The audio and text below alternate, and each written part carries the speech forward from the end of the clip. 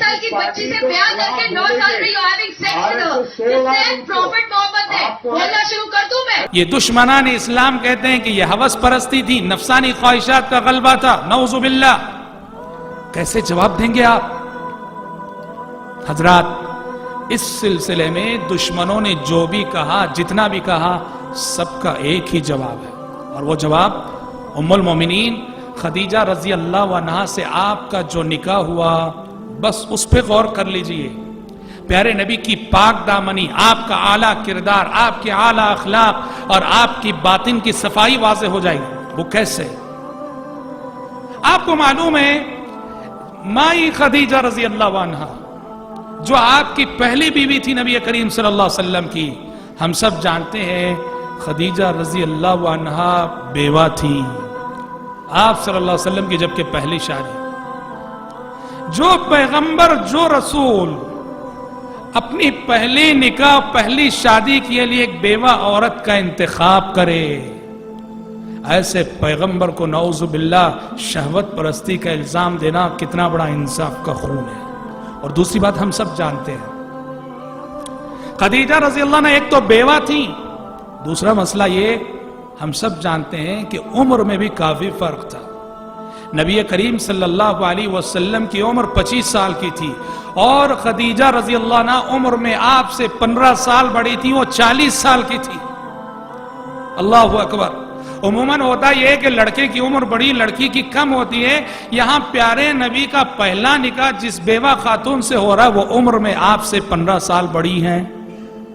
اور سب سے اہم بات جو اس مسئلے میں وہ کیا ہے جانتے ہیں؟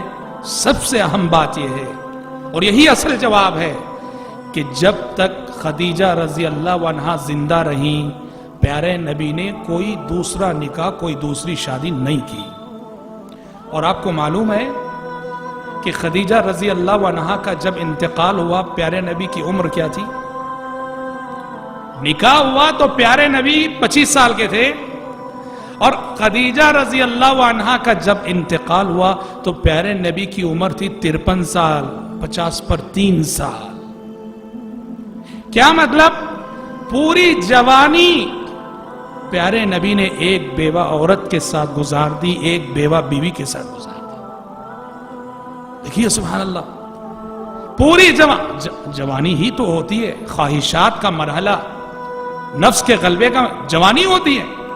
جو پیغمبر اپنی پوری جوانی ایک بیوہ عورت سے نکاح کر کے گزار دے، اس پیغمبر کو نعوذ باللہ شہوت پرستی کا الزام دینا یہ انصاف کا کتنا بڑا خون نہیں ہے؟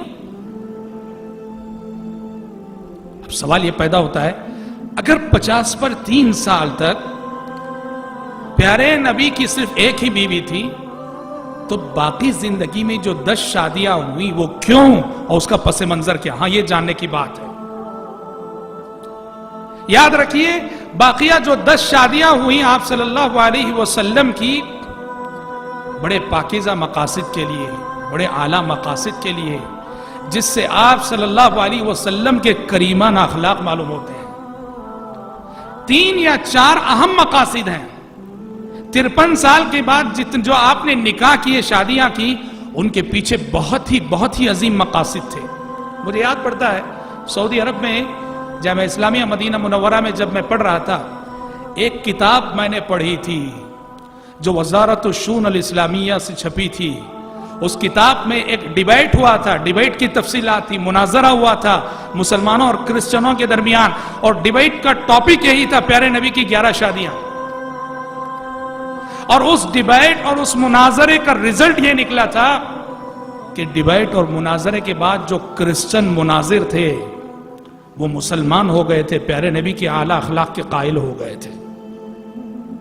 کیونکہ جو شخص انصاف کے ساتھ دیکھے گا تو آپ صلی اللہ علیہ وسلم کی ان 11 شادیوں میں کہیں بھی نعوذ باللہ ثم نعوذ باللہ وہ شہوت کی بات، خواہشات کی بات کہیں نظر نہیں آئے گی.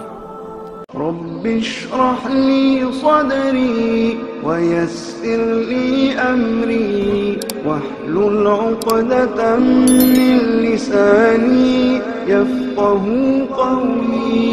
رب اشرح لي صدري ويسر لي أمري واحلل عقدة من لساني يفقه قولي